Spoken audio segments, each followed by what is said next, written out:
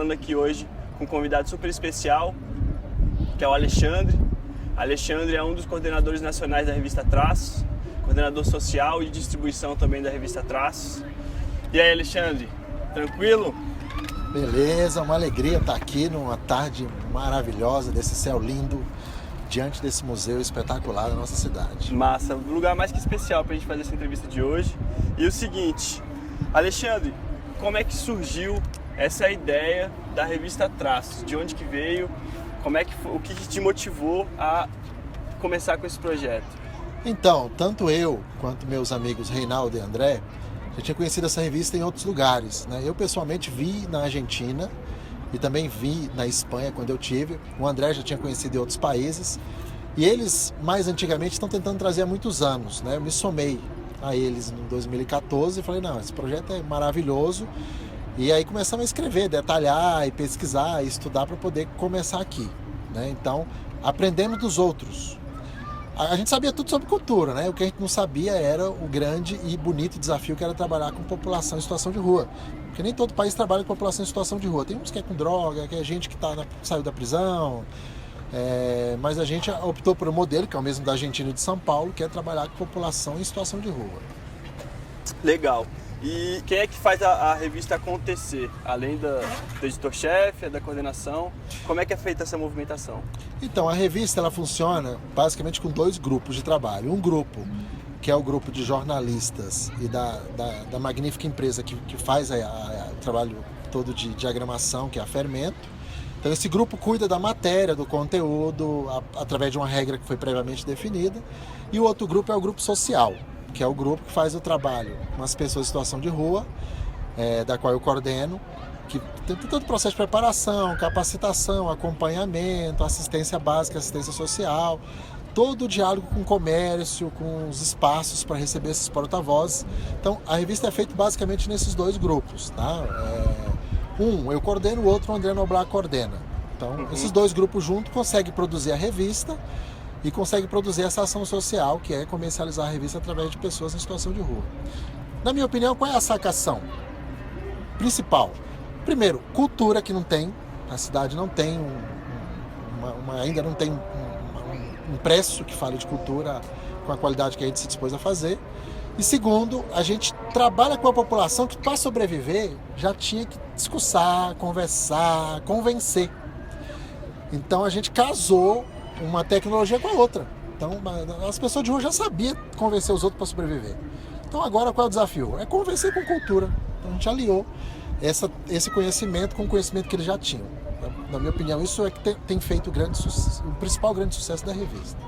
Vem cá, e como é que é? Vocês têm algum trabalho feito em parceria com o governo? Existe uma parte do governo que vocês conseguem acessar para estar mais próximos dos moradores de rua? Como é que é feita essa conversação? Então, esse é uma inovação que a gente acabou tendo aqui, porque quando a gente conheceu em São Paulo, o projeto lá, eles mesmos relatam que a carência é a falta de acompanhamento, por isso que a evasão é muito grande e o rodízio das pessoas em situação de rua é muito grande. Então, a gente demorou a começar aqui, porque a gente queria começar com essa parceria com o Estado. E quem tem que promover a assistência social é o Estado, né? Então nós nos aproximamos de duas estruturas de governo muito importantes. Primeiro, a Secretaria de Cultura, que é quem, através da lei de incentivo, está financiando, e o produto é de cultura. Então a Secretaria de Cultura foi o primeiro parceiro para discutir o projeto, e o segundo, a Secretaria de Assistência Social, que tem uma unidade especializada de atendimento à população de rua. Então, sem essa unidade, é o Centro POP. Sem o apoio dessa unidade, não seria possível a gente estar fazendo a outra parte do trabalho, que é o trabalho social. E lá tem médico, lá tem um trabalho de psicólogo, lá tem um trabalho de garantir os direitos básicos, os benefícios, a cesta básica, etc., né? Então a gente cotidianamente discute o caso da população em situação de rua com esse centro de assistência e pensa a melhor forma de intervir para que a pessoa tenha condição de trabalhar. Qual está sendo o maior desafio do projeto agora? Então, nesse momento agora, nós temos dois grandes desafios. Primeiro, é a gente resolver a questão de moradia dos nossos porta-vozes que estão envolvidos, porque muita gente quer sair da rua e a política tem grandes desafios ainda, então nós estamos debatendo, enfrentando e lutando por isso. E segundo, a gente tem da expansão da própria revista. Nós fomos convidados para ir para Taguatinga, implementar em Taguatinga e Ceilândia.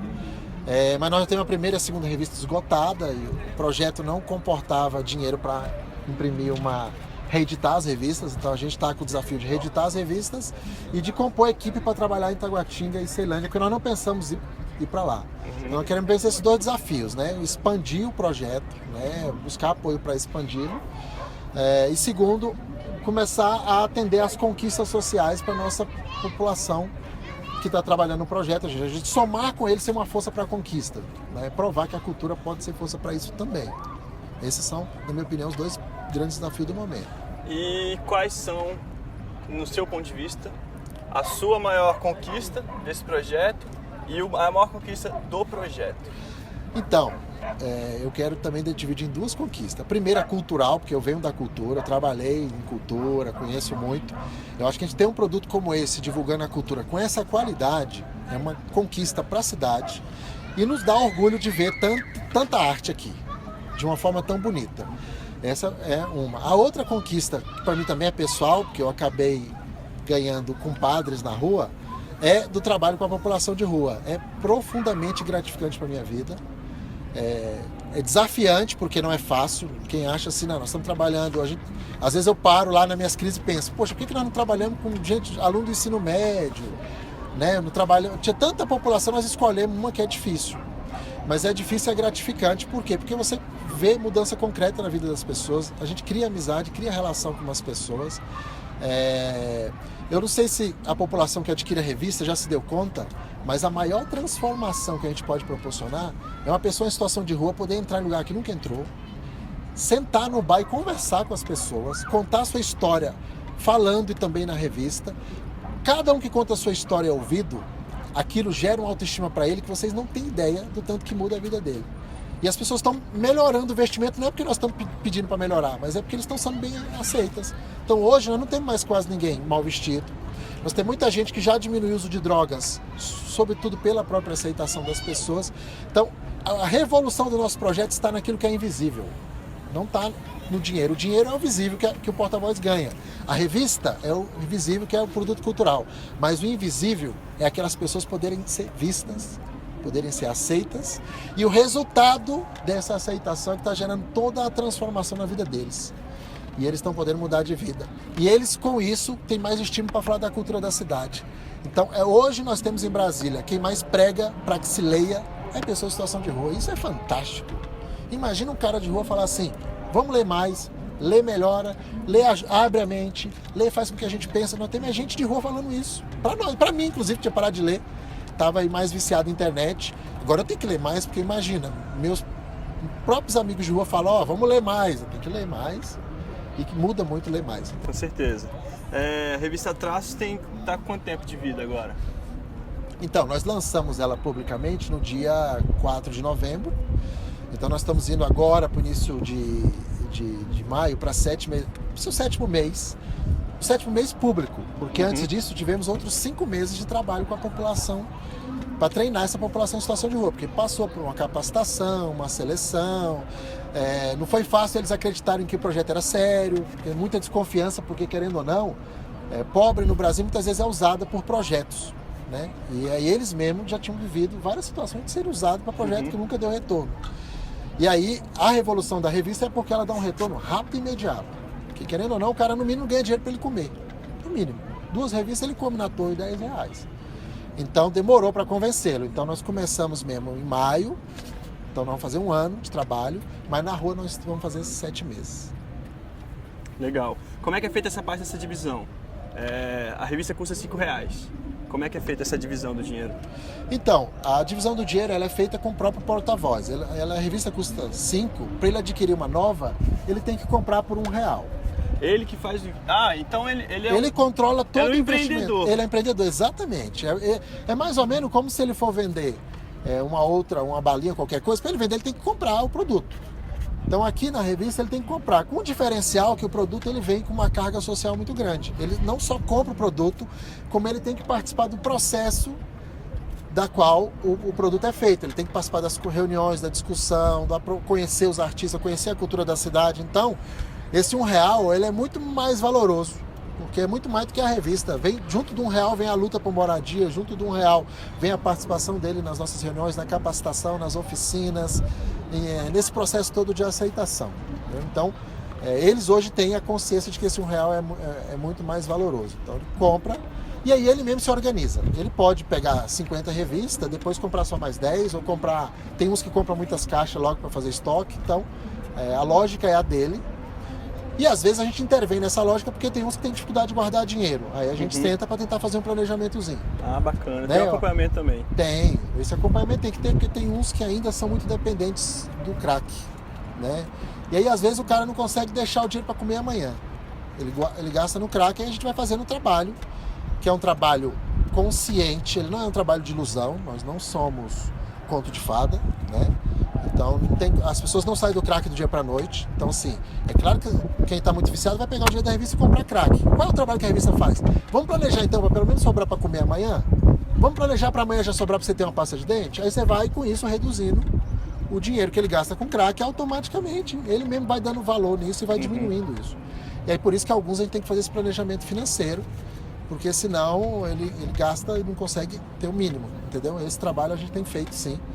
Mas é um principal foco nosso é o empoderamento dele, porque ele tem que reorganizar a vida dele. Sim. A gente vai dar o apoio. Aí nós vamos com acompanhamento, assistência, pede apoio para o Estado, pede médico, pede tudo, mas ele é que tem que fazer o processo dele. Se ele quiser pegar o dinheiro todinho aqui e gastar com uma coisa que não vai ser boa para ele tem a escolha de fazer isso. Claro que nós estamos ali refletindo. E eu sei que cada um que senta com ele na mesa de bar reflete também. Com certeza. Você precisa melhorar, vai melhorar, vamos sair da rua, entendeu? Então, ter nós e a população inteira comprando a revista, refletindo com ele, é bom. Vocês podem ter certeza que cada um de vocês que reflete escuta e reflete com a população em situação de rua, vocês estão sendo um terapeuta, às vezes, mais poderoso do que os psicólogos que os atendem. Você sentiu o peso que é essa revista, né, pessoal? Questão social, transformação pessoal, não só de quem está envolvido com o projeto, né? Os porta-vozes principalmente são agentes transformadores da cidade, e a cidade passa a ser agente transformador deles, né? Isso. Sem querer, às vezes. Exatamente, sem querer. Eu sou fã de um médico que ficou famoso, Pat Adams. Eu li uma vez o livro dele e ele dizia o seguinte: pequenas coisas são grandes transformadoras para a saúde, inclusive. Um olhar, um toque, um aperto de mão. A gente está reproduzindo isso. Isso, para nós, na rua é transformador. Muitas vezes o porta-voz até esquece de vender a revista. Quando ele é escutado, ele começa a contar a história e às vezes ele nem quer vender, ele quer dar a revista porque ele contou a história dele. E depois ele liga pra gente com tanta felicidade. Falei tanto, eu falei da minha vida, eu falei pra isso, pra aquilo. Isso contagia ele com uma felicidade e que às vezes nem sempre a terapia transmite. E a terapia ela precisa sim, a gente precisa de relação, mais do que nunca. Os porta-vozes é a prova de que nós, sociedade, temos que nos reencontrar com essa coisa de nos relacionar mais, que a tecnologia às vezes nos afasta. Relacionar, olhar, conversar, sentar no bar, cumprimentar, falar com gente desconhecida na rua. Eu, depois da revista Traço, eu nunca mais tratei mal um olhador de carro. Eu converso com todos eles hoje. Agora, eu, como todos vocês, como todos nós, eu também tinha dificuldade com o cara vinha pedir para vigiar meu carro, eu queria nem olhar, eu queria sair correndo. Hoje eu não faço mais isso, porque eu sei que muitos deles são pessoas em situação de rua.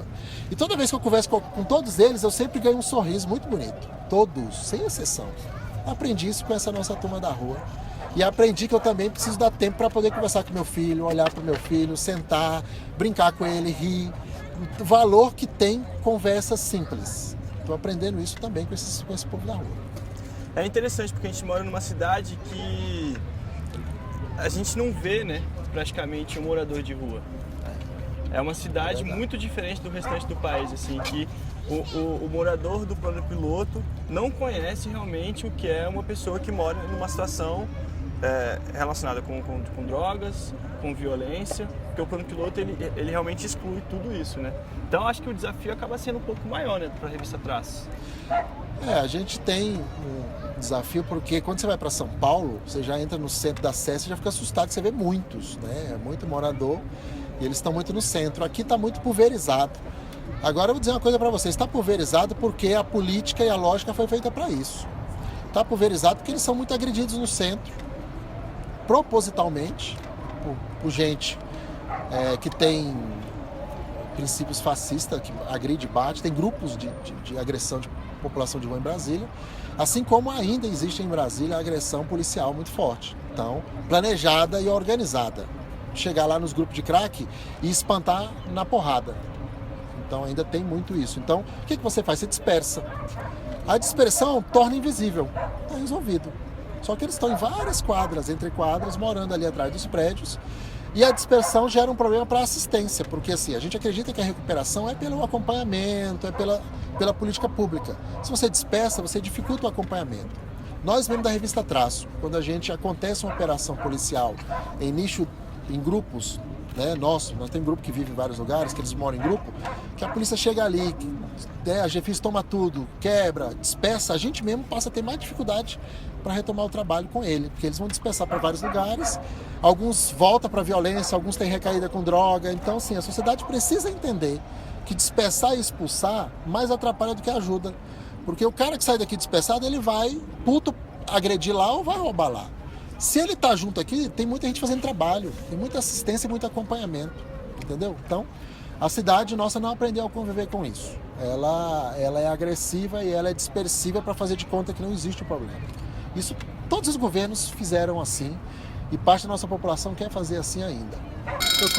Parou tudo! Galera, geralmente quando esse despertador...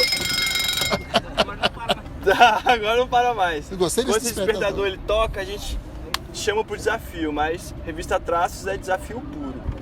Vou colocar a gente numa situação totalmente utópica. Tudo deu certo na revista, todos os projetos deram certo, foi totalmente reconhecido pelo país. Como é que tá a situação da Traços agora? Assim? O que aconteceu com os colaboradores, com os porta-vozes, com a premiação? Bom, a Traços está nesse momento em crise.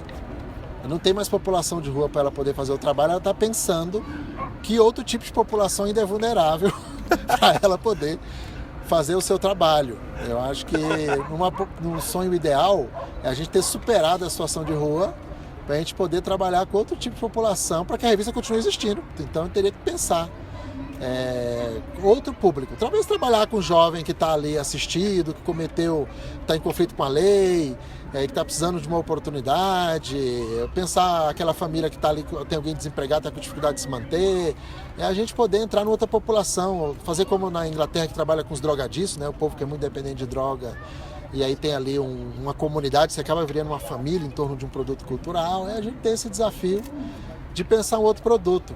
E uma outra coisa ideal é a gente ter conseguido divulgar nacionalmente a nossa arte.